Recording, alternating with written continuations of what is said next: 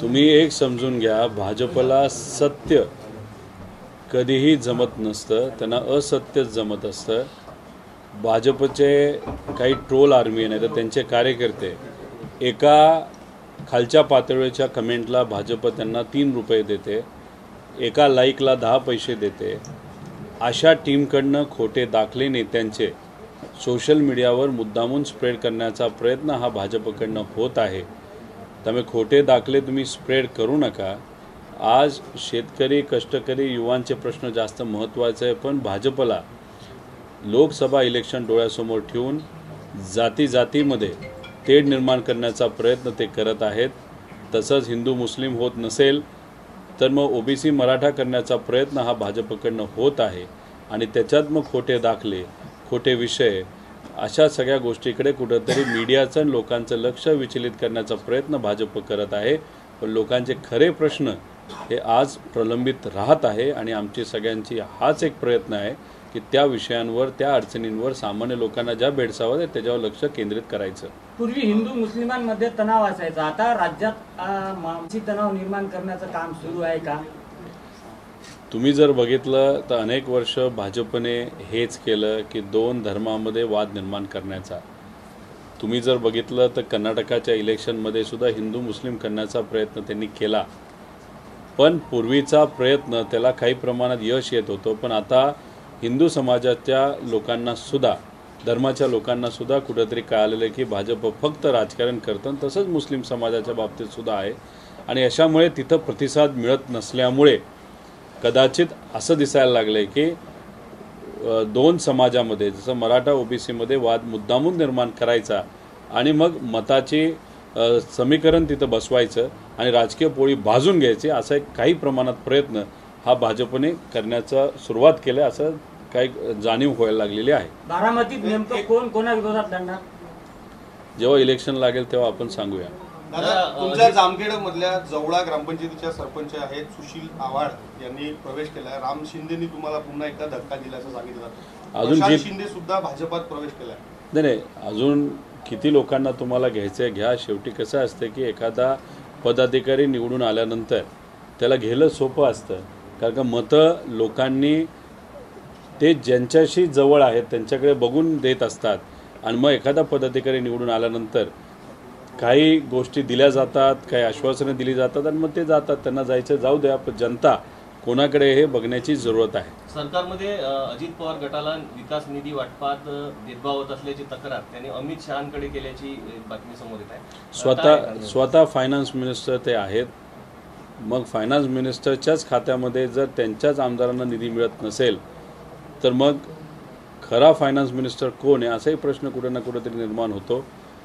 नक्कीच काही ना काहीतरी वाद आहे, याचा एक काही प्रमाणात अंदाज हा आपल्या सर्वांना आलेला आहे।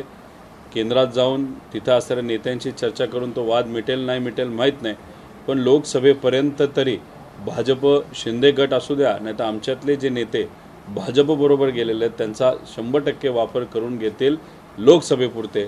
लोकसभा झाल्यानंतर भाजपच्या सवयीप्रमाणे त्या नेत्यांचं काय करतील हा एक खूप मोठा प्रश्न निर्माण झालेला आहे। नितेश राणेंनी तुमच्या या संपूर्ण सकाळच्या वक्तव्यावर त्यांनी उत्तर दिलं। त्यांनी सांगितलं की आजकाल राज्यात चेहरा वाचणारा नवीन ज्योतिषी आलाय।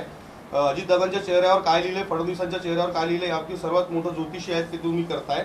ओसाडगावचा पाटील म्हणजे रोहित पवार असं नितेश राणेंनी टीका केलेली आहे। आता त्यांच्या टीकेला त्यांच्याच मतदारसंघातले लोक सिरियसली घेत नाही तर मी का सिरियसली घ्यावं? त्यामुळे त्यांना काय बोलायचं ते बोलू द्या। जेव्हा इलेक्शन येईल तेव्हा लोकच त्यांच्या बाबतीत योग्य असा निर्णय घेतील। पण त्यांना मी शुभेच्छा देतो, त्यांनी खूप प्रयत्न केले, कपडे बदलले तसे पक्ष बदलले, कपडे बदलले तशी भूमिका बदलली। पूर्वीची भाषणं त्यांची आपल्या सर्वांना माहीत आहेत, आत्ताची त्यांना भाषणं त्यांची कशी आहेत हे माहीत आहेत। ते सातत्याने फडणवीस साहेबांना इम्प्रेस करण्याचा प्रयत्न करत आहेत। कशासाठी? तर त्यांना मंत्रिपद मिळण्यासाठी। ते माझे मित्र आहेत, मी त्यांना शुभेच्छा देतो की खूप प्रयत्न करा, इम्प्रेस करायचा एखाद्या नेत्याला आणि मंत्रिपद मिळवायचं। आम्हाला नेत्यापेक्षा लोक महत्त्वाचे, लोकात जाऊन लोकांचे प्रश्न समजून घेऊन आम्ही ते सोडवण्याचा प्रयत्न करत आहे। आम्ही लोकांसाठी ताकद लावत आहे, तुम्ही तुमच्या नेत्याला खुश करण्यासाठी ताकद लावा। विजय कोणाचा होईल हे येत्या काळामध्येच आपल्याला कळेल. दादा, मतदारसंघातल्या लोकांचे चेहरे वाचा, मतदारसंघातल्या लोकांचे चेहरे वाचा असं नितेश राणे यांनी म्हटलंय. आणि मतदारसंघाचा कधी चेहरा त्यांनी वाचला नाही. आपल्याला जो बायडन आणि पुतीनचे चेहरे वाचायचे आहेत असं त्यांनी म्हटलंय. आता नितेश भाऊंचा अभ्यास राज्यातल्या नेत्यांचा, देशातल्या नेत्यांचा, देशाच्या बाहेरचा जर कच्चा असेल त्याला मी काय करू. माझं वाचन बरं आहे, त्याचा अभ्यास मी करतो. माझे जे मित्र आहेत ज्यांच्या संपर्कात मी जातो ते खालच्या पातळीवर जाऊन राजकारण करणारी लोक नाहीत, ते अभ्यास करणारे लोक आहेत. आणि अभ्यास करणाऱ्या लोकांना भेटल्यानंतर आपण जे वक्तव्य करत असतो, जसं की मी करतो, ते काही प्रमाणात अभ्यासू असतं. नितेश राणेंचं वक्तव्य आपण ऐकलं ते ऐकूसं सुद्धा वाटत नाही. आता अभ्यासू लोकांना जर मी भेटत असेल आणि त्या पद्धतीने मी वक्तव्य करत असेल तर त्यांच्या पोटात का दुखतं हे मला सांगता येणार नाही. त्यांनी सुद्धा वाचन सुरू केलं पाहिजे, चांगल्या लोकांना भेटलं पाहिजे, चांगले वक्तव्य केलेले पाहिजे. भाजपबरोबर ज्या दिवसापासून ते गेले आहेत त्या दिवसापासून अतिशय खालच्या लेवलला ते गेलेले आहेत. कुठेतरी महाराष्ट्राची अस्मिता त्यांनी जपण्याचा प्रयत्न केला पाहिजे असं मला तरी मित्र म्हणून वाटतं. तुम्ही विदर्भात फिरत आहात. दिवाळी असून इथं पिकणाऱ्या प्रत्येक शेतमालाच्या बाजारभावाचा दिवा बांधलेला आहे. सोयाबीन, कापूस कापसाला देखील भाव नाही आहे. पण यावर राज्यातला पहिला एकही राजकारणी बोलत नाही. आरक्षणाची लढाई लढणारे या प्रश्नावर बोलत नाही. शेतकऱ्यांचे प्रश्न इतक्या हलक्या दर्जाचे झालेत का? आमच्या सगळ्यांचं हेच मत आहे की आता कुठंतरी शेतकऱ्याचं, कष्टकऱ्याचं, युवांचं आणि जे काही विषय आहेत, जसं की आत्ता आपल्याशी प्रेस कॉन्फरन्स करत असताना कॉन्ट्रॅक्टवर आरोग्य विभागामध्ये काम करणाऱ्या युवांचे प्रश्न घेऊन काही संघटना इथं आलेल्या आहेत. मग हे प्रश्नसुद्धा महत्त्वाचे आहेत. आज विदर्भामध्ये बोलायचं झालं तर सोयाबीनची काय परिस्थिती आहे, कपाशीची काय परिस्थिती आहे. सोयाबीनचं उत्पादन कमी झालेलं आहे, त्याच्यावर रोग पडलेला आहे. लोक डोळ्यासमोर स्वतःच्या हाताने त्यांचं पीक तिथं जाळत आहेत, नाही तर ट्रॅक्टरली ते गाडत आहेत. त्याच्याचबरोबर कपाशी जर बघितली तर गुडघ्यापेक्षा मोठी झालेली नाही, उत्पादन कमीच येणार आहे. आणि मग इन्शुरन्स म्हणजे विमा जो सरकारकडनं ॲडव्हान्स म्हणून सप्टेंबरमध्ये मिळाला पाहिजे होता तो अजूनही मिळालेला नाही. आणि असं म्हणण्यात येतं की 1700 कोटी रुपये काही दिवसांपूर्वी राज्य सरकारने 35 लाख शेतकऱ्यांना दिलेले आहेत. म्हणजे प्रत्येक शेतकऱ्याला 4000 रुपये मिळालेले आहेत. मग मिळालेले आहेत नाही तर मिळतील, कारण का भाजपचं सरकार जाहिरात करणं खूप मोठ्या पुढे असतं पण खऱ्या अर्थाने लाभ देण्यामध्ये मागे असतं. त्यामुळे 1700 कोटी म्हणजे 4000 प्रत्येक शेतकऱ्याला किती मिळालेत हे आता बघावं लागेल. पण 4000 रुपयामध्ये काय होणार ते तुम्ही 100% दिले म्हणजे 18,000 रुपयाच्या आसपास प्रत्येक शेतकऱ्याला तिथं मिळणार. त्यामुळे भाषण विधानसभेमध्ये जेव्हा मुख्यमंत्री करतात तेव्हा आम्ही 3 पट मदत देऊ असं ते सांगतात आणि खऱ्या अर्थाने शेतकऱ्याच्या हातामध्ये मदत येते ती तेवढी येत नसते. त्यामुळे हे प्रश्न अतिशय महत्त्वाचे आहेत. याच्यावरच आम्ही सर्व लक्ष देऊन आहोत. आमचे जिल्हा अध्यक्ष असतील, सलील भाऊ इथं आहेत, सर्व पदाधिकारी मित्रपक्ष आहेत, याच मुद्द्यावर आता बोलणार आहोत. पवार साहेबांनी असं म्हटलंय की फोटो वापरू नयेत, पण निलेश लंके यांनी पवार साहेबांचे आणि सुप्रिया यांचे फोटो वापरले, नेमके ते कोण्या गटाचे समजायचे? येत्या काळामध्ये आपल्या सर्वांना कळेलच. सोयाबीनचे भाव खाली आहे, सोयाबीनचे हमी केंद्र सरकारचे सुरू झाले नाही, त्यामुळे शेतकऱ्यांची कुठेतरी व्यापारी कोंडी करतात, कमी भावामध्ये खरेदी करतात. तर त्याबाबत आपण भाजप सरकारचा तुम्ही अभ्यास केला तर त्यांच्या काळामध्ये कधीही हमीभाव केंद्र वेळेवर सुरू होत नाहीत. मुद्दामून ते उशीर करतात. त्याचं मुख्य कारण कदाचित काही व्यापाऱ्यांचा आणि त्यांचा एक संबंध कुठेतरी असावा आणि उशीर केल्यामुळे शेतकऱ्याला पैशाची जरूरत असते. दिवाळीच्या आधी घरासाठी, कुटुंबासाठी काही 4 पैसे हातात यावेत म्हणून स्वस्तात ते कुठेतरी त्यांचं धान नाहीतर सोयाबीन नाहीतर कपाशी हे विकतात आणि त्यानंतर मग कधीतरी उशीर झाल्यानंतर सरकार खरेदी केंद्र सुरू करतं आणि अशा परिस्थितीमध्ये शेतकऱ्यालाच नुकसान हे भोगावं लागतं. पण भाजपच्या काळात शेतकऱ्यांचं हित कधीही जोपासलं नाही हे आजपर्यंत आपण सर्वांनी बघितलेलं आहे.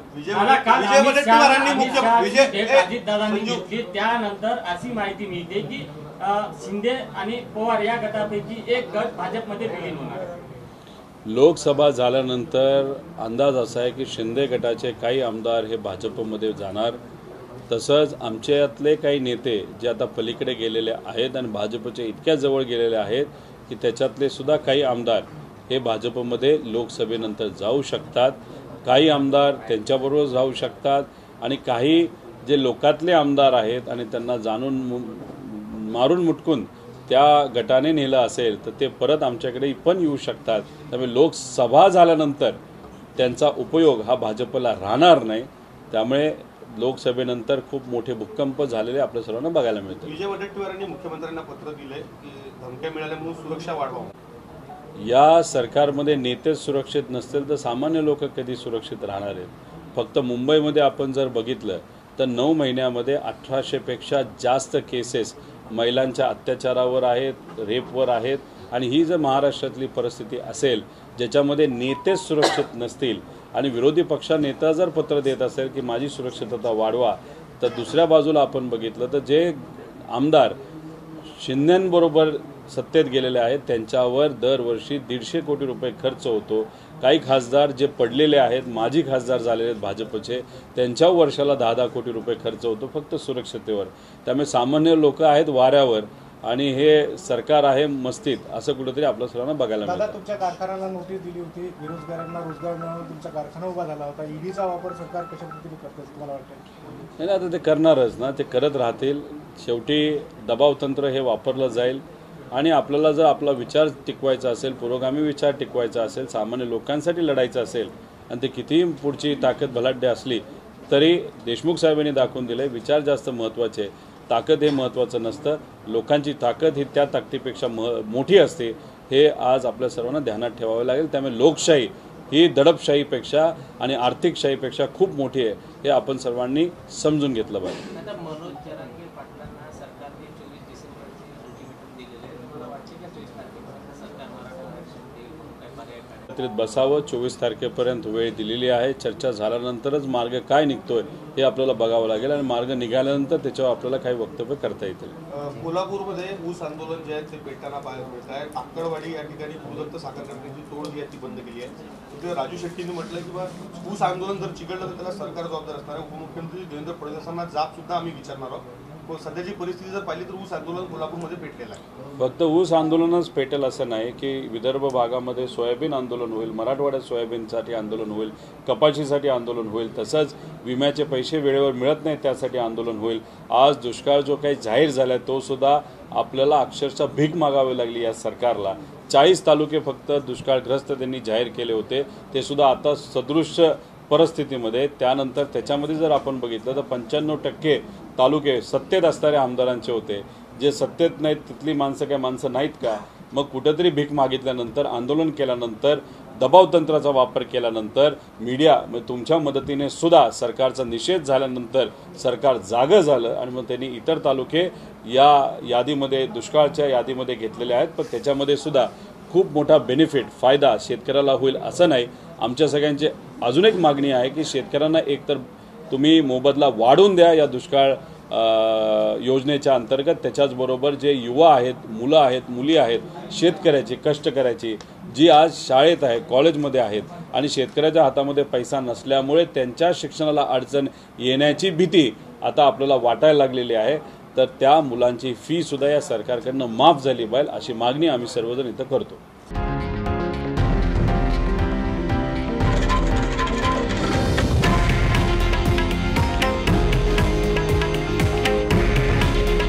हे आहे देशातील नंबर 1 न्यूज नेटवर्क आणि आपण पाहत आहात TV9 मराठी. काळजी तुमची, हित महाराष्ट्राचं.